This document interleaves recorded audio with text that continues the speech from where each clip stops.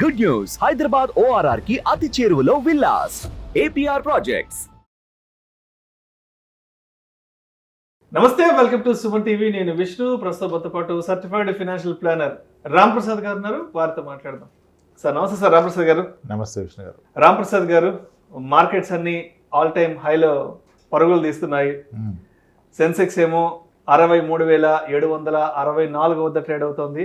And Nifty ఏమో 18,926 వద్ద trade అవుతుంది. సో సెన్సెక్స్ విషయానికి వస్తే 200 పాయింట్లు అటు ఇటుగా 64,000కి చేరువలో ఉంది. అండ్ నిఫ్టీ విషయానికి వస్తే ఒక 70-75 పాయింట్లకు అటు ఇటుగా 19,000కి చేరువలో ఉంది. అండ్ దలాల్ స్ట్రీట్ అంతా కూడా కలకలలాడుతోంది. సో ఇదంతా నాణానికి ఒకవైపు అయితే, మరి మార్కెట్లు అనేవి ఇంత ఆల్ టైమ్ హైలో పరుగులు తీస్తున్నప్పుడు ఈక్విటీ ఇన్వెస్టర్స్ కానీ మ్యూచువల్ ఫండ్ ఇన్వెస్టర్స్ కానీ ఈ టైంలో ఎటువంటి డెసిషన్ మేకింగ్ చేయాలంటారు? అసలు ట్రెండింగ్ టాపిక్, చాలా అవసరమైన టాపిక్ అడిగారు. Yes, markets are at all time high. కానీ ఇదేం ఫస్ట్ టైం కాదు కదా. మార్కెట్ చాలాసార్లు ఆల్ టైమ్ హైకి వస్తుంది. అలానే కిందికి 40 to 52 వీక్స్లో వాట్ ఎవర్ క్వార్టర్లో అలా వెళ్తూనే ఉంటుంది. ఇదంతా పార్ట్ అండ్ పార్షల్. ఏం చేయాలి అంటే, ఫస్ట్ ఆఫ్ ఆల్ ఏమీ చేయకూడదు. Straight answer. అంటే మనం ఎందుకు పెట్టామో తెలిస్తే దాన్ని బట్టి నిర్ణయాలు తీసుకోవాలి, మార్కెట్ బట్టి నిర్ణయాలు తీసుకోకూడదు. అట్లీస్ట్ మ్యూచువల్ ఫండ్ ఇన్వెస్టర్ అనుకోండి. ఇప్పుడు Sensex is at all time high doesn't mean entire stocks ఏం హైలో లేవు కదా. ఇండెక్స్లో ఉన్న వాటినే కదా మీరు మెజర్ చేస్తున్నారు.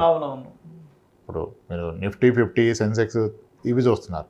అలా కాకుండా మీరు చూసి ఇంకా చాలా ఉన్నాయి కదా ఇండెక్స్లు. మనకి స్మాల్ క్యాప్ 250 చూసుకోవచ్చు, BSE 500, NSE 500, అలా చాలా ఉన్నాయి. సో మార్కెట్ హైలో ఉందంటే అన్ని కంపెనీలు హైలో ఉన్నట్టు కాదు. First point. ఓకే, సో హైలో ఉంటే ఇది డేంజర్ జోన్, ఇక్కడ ఆగిపోద్దని ఎక్కడా లేదు.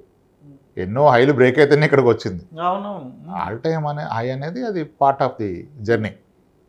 సో కాబట్టి దాన్ని బట్టి రియాక్ట్ అవ్వద్దు. ఇది మాట్లాడుకోని ఒక టాపిక్ అయిపోయింది, కానీ అసలు దానికి మనం పెట్టిన పర్పస్కి ఏమైనా సంబంధం ఉందా? ఇప్పుడు ఆల్ టైమ్ హై ఉంది, రేపు ఒక 30% పడిపోయింది అనుకోండి. ఏదో ఒక దరిద్రం వచ్చింది, మళ్ళీ పడిపోయింది. ఏదో ఒక గ్లోబల్ న్యూస్ వచ్చింది, ఏదో వచ్చింది, పడిపోయింది. మళ్ళీ పడిపోతే మళ్ళీ వస్తుందిగా. ఇప్పుడు నేను ఈ ఆల్ టైమ్ హై ఉందని ఎగ్జిట్ అయితే మళ్ళీ ఎప్పుడు ఎంట్రీ ఎవరు చెప్పగలుగుతారు? సరే, ఎగ్జిట్ అయితే ఇది పెరిగింది అనుకోండి, అది మిస్ అవుతాం. ఇప్పుడు తగ్గితే ఎప్పుడు తగ్గడం అయిపోయింది తెలియదు కదా. 10% పడ్డాక ఎంటర్ అయ్యాం, మళ్ళీ ఇంకో 20 పడింది అనుకోండి. ఈ యావరేజింగ్ ఇవన్నీ ప్రాక్టికల్ కాన్సెప్ట్ కాదు. ఓకే, హైయా లోనా సంబంధం లేదు. నేను ఎందుకు పెట్టా, నా పర్పస్ ఏంటి, దానికి నాకు టైం ఉంటే ఉండాలి. పర్ఫెక్ట్ ఏంటంటే వన్ థింగ్ ఈజ్ ఫ్యాక్ట్ అండి. టైమింగ్ ఇన్ ది మార్కెట్ ఎప్పుడు మీకు డబ్బులు తీరు. It's only time spend in the market. మీరు ఎంత టైం ఉన్నారు అనేదే మీకు డబ్బులు ఇస్తుంది. ప్రాబ్లీ మనం ఇప్పుడు 23 కదా, సమ్వేర్ ఇన్ 2009 ఇదే మంత్లో చూస్తే సెన్సెక్స్ ఎంతలో ఉండొచ్చు అప్పుడు? మేబీ 9,000లో ఉంటుంది. 9 to 10. అక్కడ నుంచి 63,000కి వచ్చింది 14 ఇయర్స్లో, which is nothing but 15% CAGR ఇచ్చింది. 15% క్యాగర్, 15% క్యాగర్ ఇస్తుంది లాంగ్ టర్మ్లో. మరి మధ్యలో ఏం ఇన్సిడెంట్ జరగలేదా?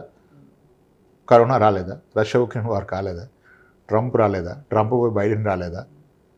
PM మారలేదా? గవర్నమెంట్ రూలింగ్ పార్టీ మారింది కదా.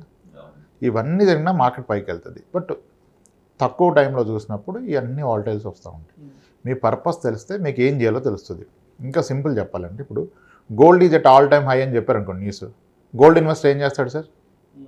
పరుగులు ఎడుతున్న పసడి 60,000 చేరుకుంది, ఏం చేయాలి చెప్పండి? ఏమంటే అంటే ఇంకా ఎక్కడ పెరగద్దని చెప్పి మళ్ళీ పోయి బంగారం అదే చేయాలి. మరి ఇక్కడ కూడా ఇప్పుడు gold is all time high, ఏం చేస్తారు? అమ్ముకుంటారు. ఇంట్లో ఎంత ఉంది లెక్క చూసుకొని అమ్మరు కదా. 60 ఎక్కడ 70 అవుద్దా, 70 ఎక్కడ 80 అవుద్దా అని చెప్పి పరిగెడుతూ పోయి. మరి గోల్డ్ భారీగా పతనం అయిపోయింది, 55,000కి వచ్చింది, ఏం చేస్తారు? అప్పుడు కూడా కొనుక్కుంటారు. తక్కువ అయిపోయింది కదా, ఎక్కువ డబ్బుకి తక్కువ, ఎక్కువ డబ్బుతో ఇంకొంచెం ఎక్కువ కొనుక్కోవచ్చు. ఇప్పుడు గోల్డ్ కొన్న వ్యక్తి తగ్గిందని బాధపడతారా? మన దాకా 61,000 ఉంది, ఇప్పుడు 59,000కి వచ్చింది అనుకోండి, బాధపడతారా? పడరు. ఎక్కడికి పోతే మళ్ళీ పెరుగుద్ది కదా. ఫిజికల్ గా మన చేతుల్లో ఉంది, ఫస్ట్ చేతి కనిపిస్తుంది కదా. ఒక లాజిక్ ఏంటంటే, గోల్డ్ కొన్న వ్యక్తి లెటసే ఒక 50 గ్రాములు గోల్డ్ కొన్నాడు. అతను ఎన్నాళ్ళు ఉన్నా అతని దగ్గర 50 గ్రాములు ఉంటుంది గోల్డ్. తగ్గదు, పెరగదు. గోల్డ్ ప్రైస్ తగ్గుతుంది, పెరుగుతుంది. దాని వెయిటేజ్ అనేది ఎప్పుడు తగ్గదు, ఫిక్స్డ్. అది దాని బరువు తగ్గదు, కానీ దాని ప్రైస్ తగ్గొచ్చు, పెరగచ్చు. సిమిలర్లీ మీరు మ్యూచువల్ ఫండ్స్ కొన్నా, స్టాక్స్ కొన్నా, మీ number of units and number of shares will remain same. దాని ప్రైస్ అప్ అండ్ డౌన్ అవుతుంది. గోల్డ్ పడ్డప్పుడు మనం ఎవరన్నా టీచ్ చేస్తే ఎందుకు కొన్నావు ఇంత చూడు పడిపోయిందంటే వాడు ఒకటే మాట అంటాడు, అరే నేను ఎంత కొన్నాను అంత ఉంది, ఎక్కడ తగ్గిందిరా అంటాడు వాడు. దాని పరిమాణం మాత్రం అంతే. సేమ్ వేలో మీరు వీటిని కూడా ట్రీట్ చేయాలి. అసలు మీకు పర్పస్ ఆఫ్ ఇన్వెస్ట్మెంట్ చేస్తే ఈ ప్రాబ్లం రాదు.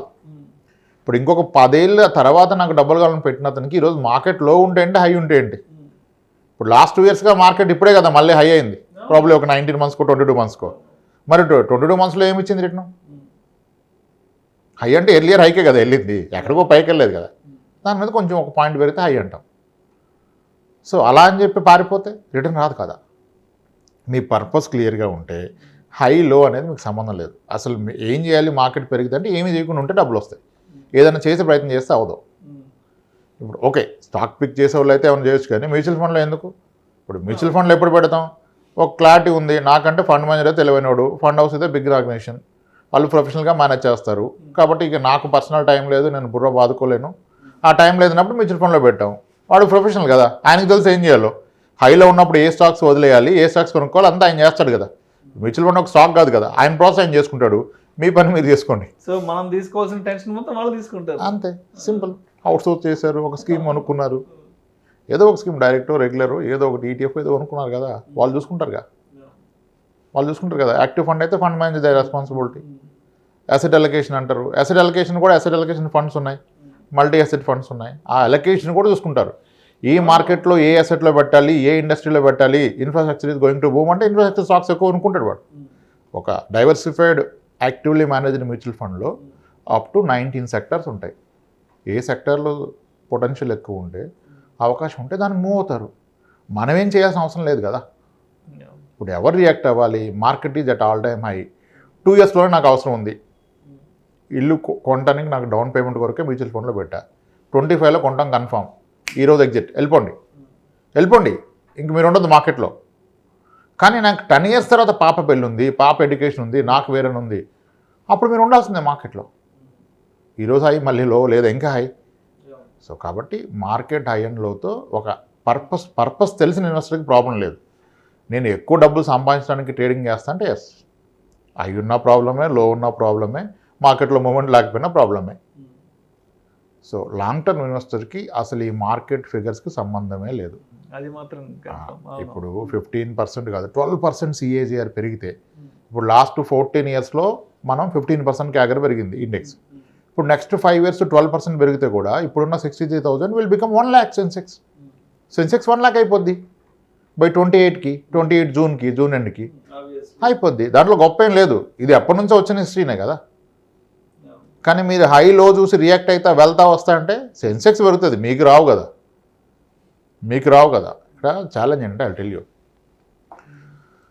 ఒక క్లయింట్కి ఫైనాన్షియల్ ప్లానింగ్ చేస్తాను, దానికి కాస్త అటు ఇటు మార్చి చెప్తాను. ఓకే, ఇప్పుడు ఆయనకున్న ఇబ్బంది ఏమొచ్చిందంటే అతని నెట్వర్క్ చాలా ఎక్కువ ఉంది, కొన్ని కోట్లలో ఉంది. సో అన్ని కోట్లలో ఉన్న వాళ్ళ పాపకి ఎడ్యుకేషన్ ఫీజు కట్టడానికి ఒక మేనేజ్మెంట్ కోటా సీట్ కొంటే, పీజీ మెడిసిన్లో పీజీ MD సీట్ కొంటే చాలా ఎక్కువ అమౌంట్ అవసరం పడింది. ఈ ఆస్తులు అమ్మితే అంత ఎక్కువ అమౌంట్ వైట్ ట్రాన్సాక్షన్ రాక ఇబ్బంది పడుతున్నారు. అన్ని స్థలాలు ఉన్నాయి, అమ్ముడుపోతున్నాయి, బాగా పెరిగాయి, కానీ ఆయన అనుకున్నంత డబ్బు అకౌంట్కి రావట్లా. బట్ ఆ కాలేజీలో మొత్తం వైట్ కట్టమంటారు, అకౌంట్ ట్రాన్స్ఫర్ అడుగుతున్నాడు, అదే ఆయన ఇబ్బంది పడుతున్నారు. దానికి కూడా ఏదో సొల్యూషన్ చెప్పాం, సార్ ఇలా చేయండి మీరు. ఇప్పుడు సింపుల్, అది కూడా ఏం లేదు సార్, మీరు అమ్మేది ఏదో ఒక NRIకి అమ్మండి, లోకల్గా అమ్మకండి. NRIs అంతా అక్కడ 42% ట్యాక్స్లు కట్టేస్తారు, బట్ అంత కట్టిన వాళ్ళకి ఇంకా ఇండియాలో ఏదో కొనాలని ఉంటుంది ఆశ, ఇక్కడ కొంటాడు.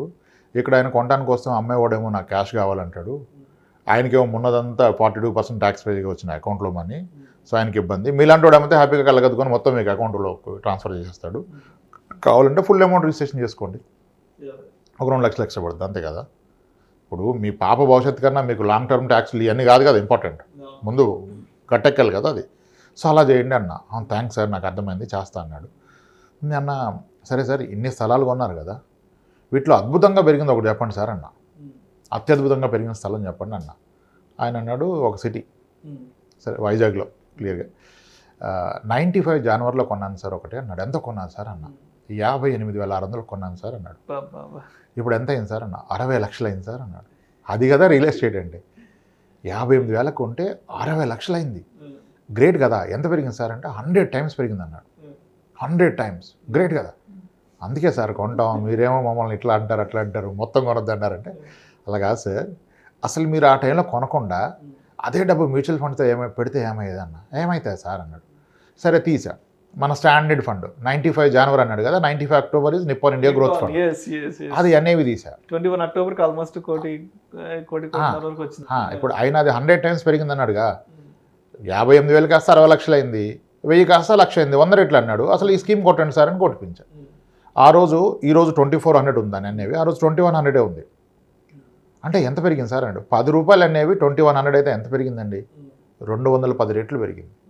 మీ స్థలం ఏమో 100 రెట్లు పెరిగింది, ఇది 210 రెట్లు పెరిగింది. మీరు ఇంకా అదే గొప్పదంటారు, కానీ మొత్తం దాంట్లో పెట్టడం తప్పు. సగం అక్కడ సగం ఇక్కడ పెడితే ఓకే, ఇప్పుడు ఎవడో ప్రెడిక్ట్ చేయలేండి ఏదేమవుతుందో అని చెప్పా. 210 రెట్లు పెరిగింది అన్నాడు. అవును సార్ అంటే, అప్పుడు అంటాడు ఆయన, సార్ ఈ ఫండ్ నాకు తెలుసు అన్నాడు.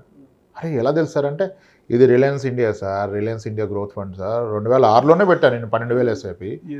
2008లో మార్కెట్ పడిపోయినప్పుడు నా డబ్బులు కూడా పడిపోయినాయి సార్, కోపం వచ్చి వెళ్ళి తీద్దామని. ఆ కుర్రోడు ఏదో చెప్పాడు సార్, ఒక 6 నెలలు ఉంటే పెరుగుతుందని. అలాగే ఉన్నా, నిజంగానే పెరిగింది. నేను మర్చిపోయా సార్ చూడటం. యాక్చువల్ నా డబ్బులు నాకు వస్తే బయటకు వద్దాం అనుకున్నా, కానీ అలాగే ఉండిపోయా. ఒక 4 ఏళ్ళు అయినాక చూస్తే, 4 ఏళ్ళు కాదు 6 ఏళ్ళు ఏమో, 2013 నాటికి నేను పెట్టింది 4 times పెరిగిపోయింది సార్. నాకు 24-25 లక్షలు వచ్చాయి. అమ్మ ఇంత పెరిగింది, ఇదే ఛాన్స్ మళ్ళీ మార్కెట్ పడిపోద్దని చెప్పి మొత్తం తీసి స్థలం కొన్నాడు. ఇప్పుడు ఆ స్థలం అమ్మితే డబ్బులు ఆయన పర్పస్కి తగ్గట్టుగా రావట్లేదు. అర్థమైందా? ఇప్పుడు అంటే తగ్గినప్పుడు నువ్వు తగ్గిందని నమ్ముతావు, పెరిగినప్పుడు పెరిగిందని నమ్ముతావు. అంటే మరి ఇంక వెళ్తే ఎట్లా క్రియేట్ అయింది? ఇప్పుడు ఒక స్థలం కొన్నా నేను, రేటు తగ్గింది అమ్ముతున్నా, రేటు వచ్చాక అమ్ముతా అంట. బంగారం కొంటే జీవితంలో అమ్మను, స్థలం కొంటే కూడా జీవితంలో అమ్మర్లేదు నిజానికి. సో కాబట్టి అక్కడ వెల్త్ క్రియేట్ అవుద్ది. గోల్డ్ అండ్ ల్యాండ్లో వెల్త్ క్రియేట్ అవుద్ది, ఎందుకంటే దానికి టైం ఇస్తాం. ఎంత టైం ఇస్తాం? 60 ఏళ్ళు, 20 ఏళ్ళు, 10 ఏళ్ళు ఇస్తాం. ఇక్కడ టైం ఇవ్వం కదా. అసలు ఇప్పుడు బంగారం 2 ఏళ్ళు తగ్గితే ఎవరైనా తగ్గిందని భయపడతాడా? మరి మ్యూచువల్ ఫండ్ 2 సంవత్సరాలు తగ్గితే ఎవడు ఊరుకుంటారు? ఏం చెప్పారు సార్ మీరు, 2 ఏళ్ళు అయింది మనకి ఏం వచ్చింది సార్ అంటారు. పెట్టిన 3 నెలలుగా అడుగుతున్నారు సార్, 5 స్కీముల్లో ఇది అస్సలు చేయట్లేదు సార్ అంటారు. ఇంకా గ్రీన్లోకి వచ్చేయాలి మరి ఇమీడియట్గా. అలా రావు. మీరు టైం ఇస్తేనే వెల్త్ క్రియేట్ అవుద్ది. మీకు మ్యూచువల్ ఫండ్స్ రిటర్న్ ఇస్తే ఇన్వెస్టర్లు తీసుకోరు, ఎందుకంటే ఇవన్నీ చూస్తారుగా మార్కెట్ హైలో. మళ్ళీ హైలో అంటే ఏంటి, మీరు చూడటం అంటే ఏంటి, ట్రేడింగే అది. డబ్బులు రావు. మీ విషయం, మీ పర్పస్ క్లియర్గా ఉంటే వీటికి ఏటికి రియాక్ట్ అవ్వద్దు. మీరు ఎందుకు పెట్టారో తెలుసు కదా, అంతవరకు వెయిట్ చేయండి, డెఫినెట్గా వస్తుంది. ఎక్కడికి పోద్ది? ఖచ్చితంగా వస్తుంది. ఏమీ రియాక్ట్ అవ్వద్దు. మార్కెట్ హైలో ఎటువంటి రియాక్షన్ చేయకుండా ఉండటమే మంచి పని, అంతకుమించి చేయాల్సింది ఏం లేదు. Right sir. Thank you so much Ramprasad గారు. మార్కెట్లు ఆల్ టైమ్ హైలో పరుగులు తీస్తున్నప్పుడు ఈక్విటీ ఇన్వెస్టర్స్ కానీ, అదేవిధంగా మ్యూచువల్ ఇన్వెస్టర్స్ అనేవాళ్ళు ఏం చెయ్యాలి, ఏం చేయకూడదు అనే ఇటువంటి అన్ని రకాల అంశాల గురించి మీ విశ్లేషణ ద్వారా చాలా డీటెయిల్గా తెలియజేశారు. Thank you so much Ramprasad గారు. థ్యాంక్స్.